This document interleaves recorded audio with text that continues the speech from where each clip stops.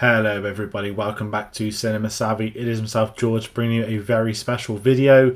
And today I'm going to be talking about Star Wars. Maybe I'm going to say not Star Wars Episode 4 A New Hope. I'm talking Star Wars because I have been one of the few hundred people who have been incredibly fortunate in attending a screening at the BFI South Bank yesterday of an original 1977 print of Star Wars.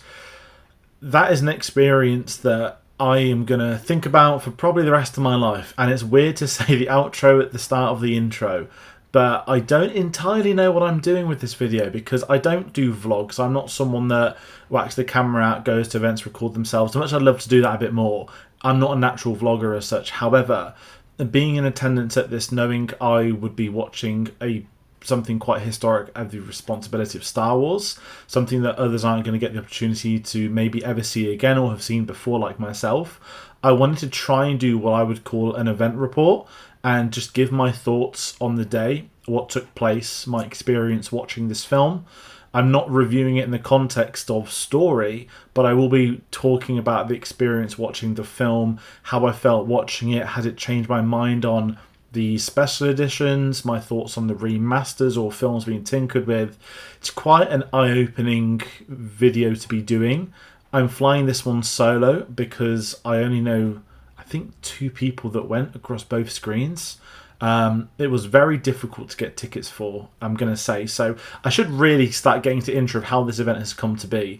But before I do, I actually want to put stuff into the comments. I do want to hear from people. If you were at the screening yesterday, I want to hear your thoughts. If you've seen the originals, you remember seeing it back when it came out in the 70s, or what you grew up with as it changed and evolved as time went by. I'm really curious to know what people's thoughts are going to be on this one.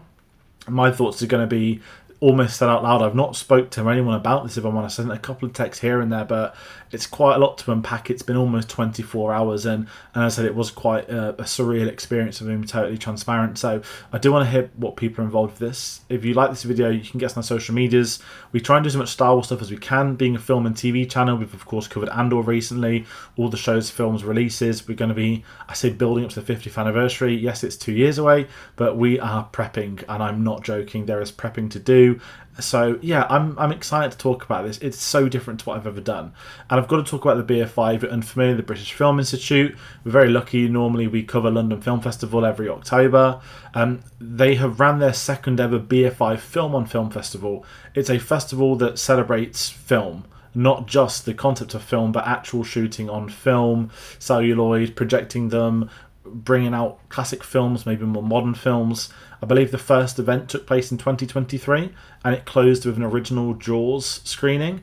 So it's quite poetic that 2 years later, when the festival reopens for the second time, they've managed to land Star Wars as their headliner. And we have to really emphasise that an original print of Star Wars was allowed to be shown in public twice. That is so incredibly rare. And when I spoke about friends about this, the demand to get tickets, it was out for BFI members and they had to enter via ballot. I am even more fortunate in the aspect that I was accredited as press, so I was unsuccessful in the ballots, but got an opportunity to go, which I snapped up. So I was at the second screening at 8:30 last night, and I got home very late, 2 in the morning, but it was absolutely worth it for what I've seen. So I have to say, if you are a film fan and you enjoy seeing films, I know so many cinemas show 35mm, especially ones like Prince Charles Cinema in London. This is a festival for you. I know that this Sunday they are doing, oh my god, I've forgotten the Twin Peaks is going to be shown, an episode of Twin Peaks. I think Kyle MacLachlan's in attendance. So there's a great many films being shown. But when you bring something to the scale of Star Wars, of course this is something everyone's going to be talking about. You could have put this as a wide release. Maybe it's going to happen in a couple of years. Not this version, but episode 4 will. This has been something that fans have wanted to see for years and decades, hasn't it? So I need to stop dressing up with how lucky I am in seeing it, but I need to start talking about what else occurred at the event last night, because it wasn't just about this film I'm going to be talking about. I was lucky to be in attendance for another part of the evening where it was called the Blue Room at the BFI, if anyone's been there. It's based in Waterloo. What they had specifically yesterday was the original 1976 continuity script. Not even on display, that's the wrong word, but they had the archivists that were brought it out of storage, and we were fortunate to be up close to it. There were no photos allowed to be taken, no videos to be taken. Of course, this is a historic artifact. It's the Indiana Jones quote. It belongs in a museum. But it was Ann Skinner it was her original script. And alongside this original script, whilst we were shown it, there were so many Polaroids that I've definitely never seen ever released to the public eye before. So all of this felt like discovering something new. If you're unfamiliar with a continuity script, essentially it's a role on a production where, as the film is being shot, as it's being made, there'll be notes going on the script, such as smoke enters at this scene, so when they know for the next scene or the next cut, they know they've got to sort of begin where it left off, because the beauty of continuity is you're not meant to notice it, but you only notice it when something's gone wrong, and it's such a vital job. It's one of those many underrepresented jobs in the film industry, and seeing a script in its bare naked form is quite something. The title is Journal of the Wills. It's the original title. For example, when we showed the Greedo dialogue, we know it's Greedo. They didn't in 1976. Dialogue was alien. Bracket on the right of the alien was Martian, written in handwriting, not in script format. And then on the left of the Martian, a later point, we got the name Greedo. And then on the back of that script page, it would say Greedo/Martian, and it would list the costume and the items of what Paul Blake had to wear. And I thought this was incredible because, yes, we know the character, we know the costume, you can probably vision it in your head if you're watching this video. But at the time of making this, they didn't, because Star Wars wasn't Star Wars. It wasn't what we know and love, and this was part of the role of filmmaking and as the production cycle. So it was an incredibly fascinating look into a behind the scenes. And again, we're only there for sort of 5 minutes or so. It is part of the BFI archive, but even just to look at something like that is quite special, and there's obviously going to be very few things like that ever put on show. So I'm very aware of how lucky I was last night, and that was just before I went into my screening. But I've got to talk about somebody else that was there, somebody I didn't see in the early screening. Kathleen Kennedy arrived at the BFI. She introed the first screening of this. She's of course here in London working on Ahsoka and Starfighter, which she did confirm is shooting in September. I know it was obviously announced at Celebration, but she was here to intro the film. She made a joke about the fact that, it is legally being shown for everybody in the audience.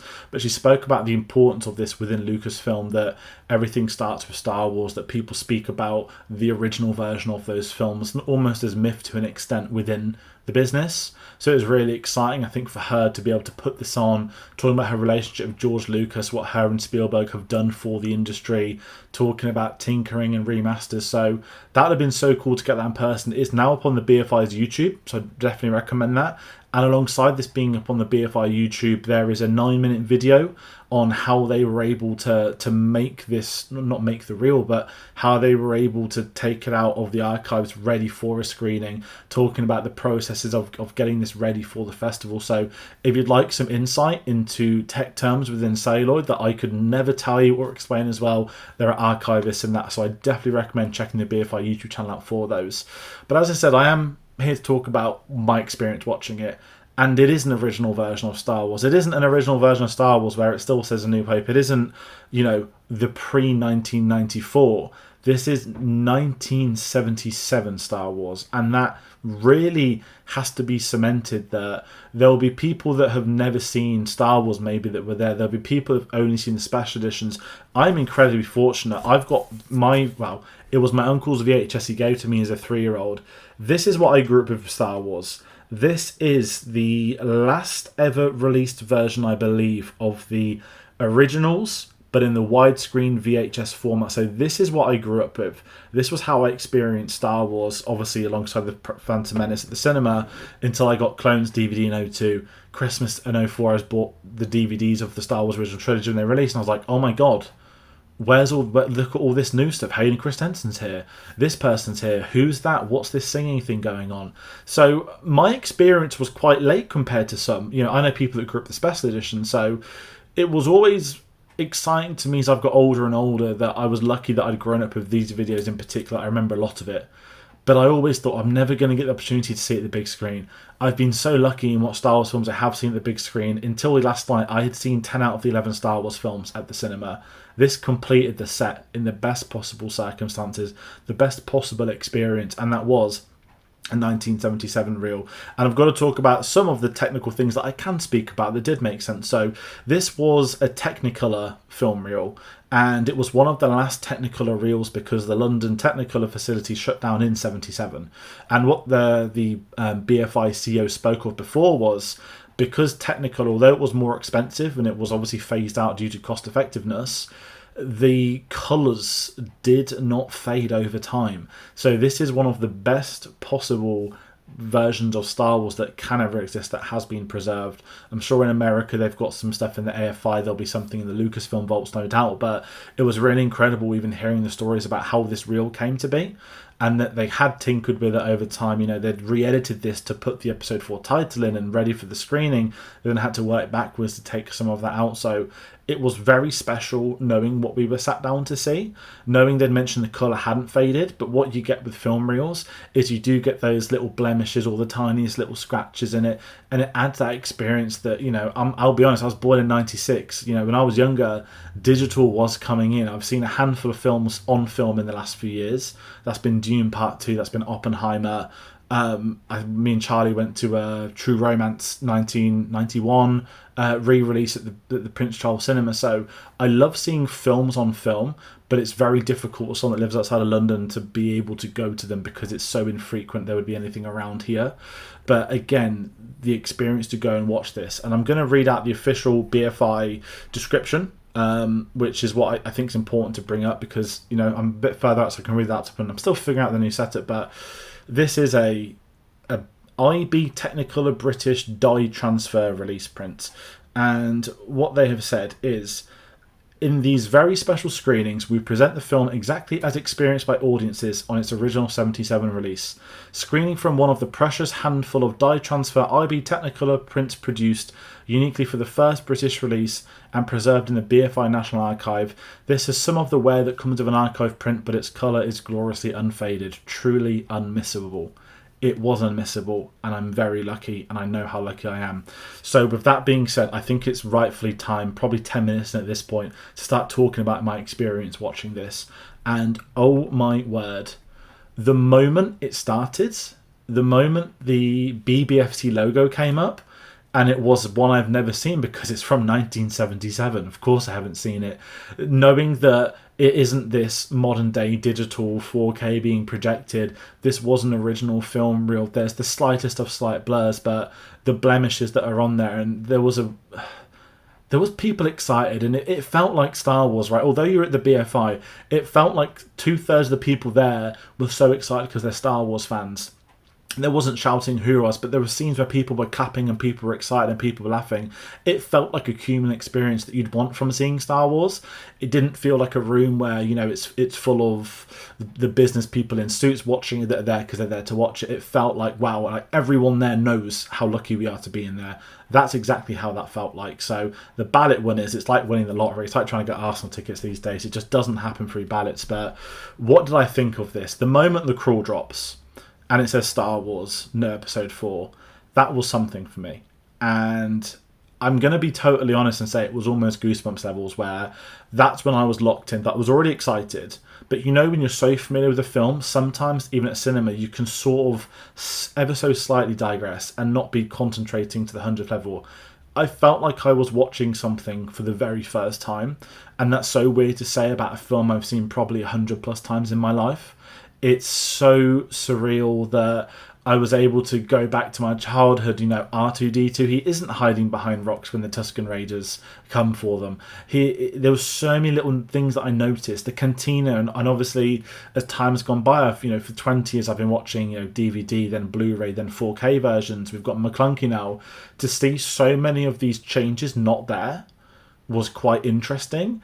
And then on a sound perspective, because it's an original 77, the sound was superb, but this hasn't had a remaster of James Earl Jones's voice that sounds slightly different to how we know it. Certain parts of the audio was coming through certain sides, so even listening to it was amazing. And I think there's so much to be said for seeing this And kind of thinking about George Lucas, because it wasn't just the fact he directed and created this, the fact that from day one George Lucas has been making changes to these films. It hasn't just been here's one big scene change there. It's been the little nuance, it's been the sound effects, it's been the smallest details which you do not notice until now you don't see it. So going back to what felt like an almost naked version of his Star Wars was so incredibly special but interesting. And I think it's quite hard to talk about as a younger person. I've got to obviously clarify this because I hadn't seen this film at the cinema. I hadn't seen, I wasn't around in 77. Mark Newbold, Star Wars legend from Panther Tracks, he said to me he was excited for me to watch it. And he'd been in the half 5 showing because he knew I hadn't seen something like this. And for so many of the older audience members, it was taking them back to their youth. It was taking them back to when they experienced Star Wars and what it was like. It is worth saying that these originals have not been screened in decades. I believed in LA or America in the last 3 or 4 years. I definitely remember seeing there was one screening, and I believe George Lucas may have been in attendance, and so were other ILM high-ups. And that's how infrequent this is. And I know that they had to get permission from Disney, from Lucasfilm, but we all know that permission would have had to have come from George Lucas as well. So it's worth bringing all of that up because it's been so historically shelved, no pun intended, that we have had to some would say, put up with newer versions. It made seeing this somewhat rarer than I ever thought it would be. And I think that's where the beauty comes in. Because these films aren't available to us as audience members, even though we have the 4K, and I love seeing the new, and I love seeing how incredible they do the remasters and how they keep it up to date and modernise it with, there should be an availability option for you to want to watch an original version. But I understand why there isn't, because the person that owned it doesn't want you to, and at the end of the day he owned it. It is up to him. So there's a conversation to be had, and I'm going to bring this up at the end because I've got some interesting perspectives I like to get people's thoughts on. But for me, watching this, there was nothing like it. But I want to pinpoint a couple of moments. Of course, hand shooting first, to which the entire room started clapping. And I did not expect that at the BFI. Not to sort of make a comment about the audience, but it's obviously one of the most infamous changes there's ever been in Star Wars. And I'm going to say it, like how it was in the video. Han Solo is just so much cooler. The fact he just blew this guy to smithereens when he was threatening him. And I do hate the fact that that was changed. I don't make it my personality like some have done over the years. I understand why they wanted to change it, and I disagree with it, as do many. But that's how it would be with George Lucas. It was George Lucas's story, it was his film, and I quite respect the idea of a filmmaker choosing to maintain control over his films. And you only need to look at George Lucas's work before Star Wars to realise how important it was for him to get the final end, for him to get that control. So I understand how he was shaped into that person that always wanted to better his work, that wanted to make changes to his work. And I am going to say this so controversially, so many of the changes are very good in later releases. Whether I'm not talking about the blatantly obvious CGI moments, or as I moaned about R2-D2 behind the rocks, the changes you don't notice, whether it be cleaning up James Earl Jones's voice. Is that the audio from the showing last night? I don't think so. I don't know if the lines were re-recorded, but I know that George Lucas has worked on remastering that to make it sound better, to make it work better. The score and everything in between. There are so many great changes to the Star Wars films. It is the ones we dislike that have always overshadowed them. And it raises once more that question of availability. Should this be accessible? If this was accessible for everybody to see in this exact way, I'd have no problem with that personally. But I think there would be some like me somewhat agreeing that actually this was a good idea to do this, or this wasn't a good idea, that shouldn't have happened. There's conversations to be had, and that's why I'm gutted that I wish I knew more people who had seen this, because I just love to discuss it with them. I'm probably a minority, maybe I'm a little bit younger, and because I'm a prequel quid it's a bit different, but I had an attachment to the VHSs and there were changes made, and I think as the industry has evolved, those films have evolved with them. And yeah, there's so many conversations to be had on what should and shouldn't be done in that respect. So it was a really big one for me. And like I said, I loved seeing it and noticing, even in the cantina, there are classic creatures.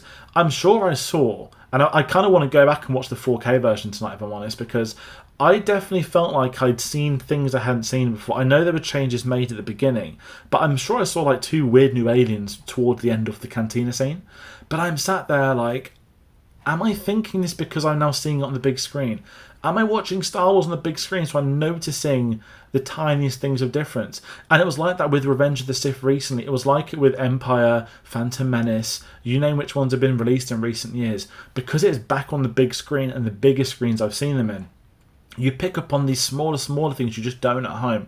So I was sat there sort of contradicting myself saying, is this the same? I've always seen it. I'm just seeing it differently because I'm at the cinema. Or did George change this? Did he not? It made it quite fun. It made it exciting. But it's kind of what you want from this, because I'm not going to get the opportunity to probably ever see this again. Maybe I will in the future. It's somewhat doubtful. But I wanted to make the most out of that screening last night. And I just have to really add that was truly special. And I think as well, on the back of Andor, the fact that after Andor I watched Rogue One and I said I'm going to go watch episode 4 and I didn't, the fact I end up in this sort of completes my little mini Andor into A New Hope. Of course I'm going to be needing to watch 5 and 6 this weekend now, so there was so much I was excited to see and talk about, to know I'm very privileged to be involved with. But where I've come out of this screening, and where is something I want to think about a little bit more, is that availability option. You know, we're 2 years away from the 50th anniversary. I don't think it's fair that I've seen this and many of my friends aren't able to go. And it's not as simple as, oh, you're lucky in a ballot, you're lucky not.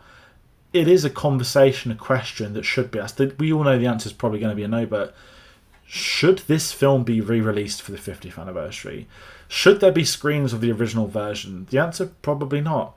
But if they wanted to release it for it to be accessible and maybe a conversation on 5 and 6, should it be that if you buy a new version of episode 4, should they just have this other version included, like what would happen with many of the Blade Runner versions?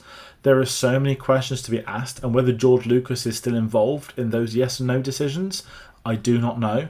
But I do wish I knew other people that I could speak to this film about, because it was incredibly special to do it. And it made me really respect the fact that George has revisited his work. He has thought, you know what, I don't like this, I can do this better. And at times, I don't think it's better. I loved seeing the original dewbacks before the CG, the less comedic ones. But then you would see the land speeder going around and you could see the wheel tracks and the intentional blur to hide the fact it was on a vehicle. So there are so many pros and cons of every argument. And it was just really unique to be able to finally not be reading it on forums, not be reading people's experiences. I got to have that experience, and I'm lucky I've had that experience, and I'm not here to rub it in anyone's face. Even I've been going on 20 minutes already, which is probably way too long for what I normally thought this video would be. But I'm going to phase this into a question, and this is something I've thought about for a long time, and this is something that I genuinely think should be a conversation. Now, I love the Star Wars prequels. I'm from that prequel generation. They are groundbreaking, and many people have issues and many people don't.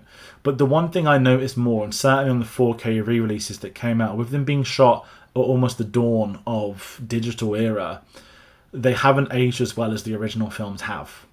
Many reasons: the use of CGI, the not having the sets, being on digital. There's so many reasons. I'm not here to talk about that. But I would love to ask the question, and this is something I would love to see, which I know is never going to happen. George Lucas always revisited his films. Even the Blu-ray release had prequel changes, and that was, 2011? That's 6 years after episode 3.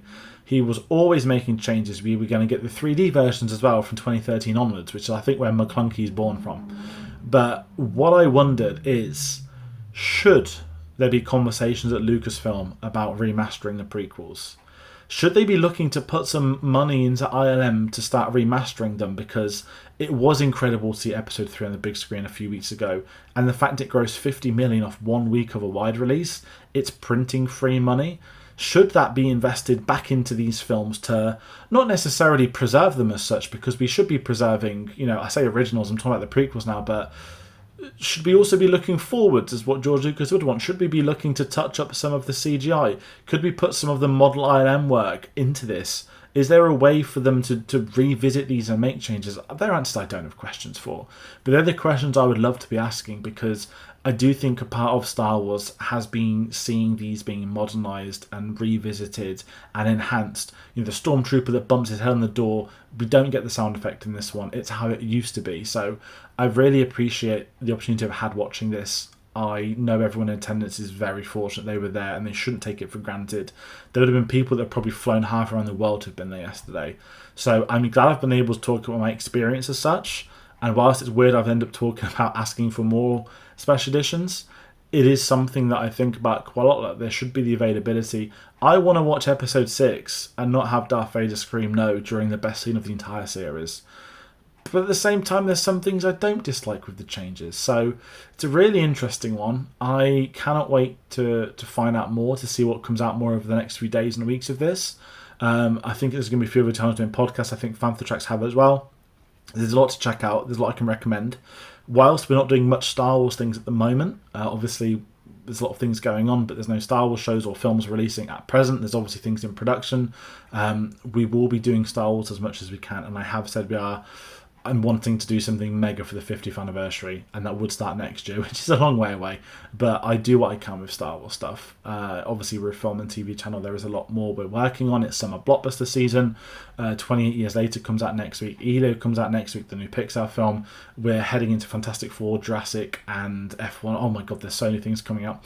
Do stick around if you like film. That's obviously what we specialise in. We do some TV stuff as well. It's been a very busy few months for TV with Last of Us, Doctor Who, Andor, and even more than that. I feel like I'm missing another big show that's been and gone. So that's me rounding out. I hope you've enjoyed this video, and if you've got any questions you want to ask me about having watched that film yesterday, I will reply to any of those in the comments. So this is me rounding out. Thank you all so much for watching, and we'll see you on the next one. Take care.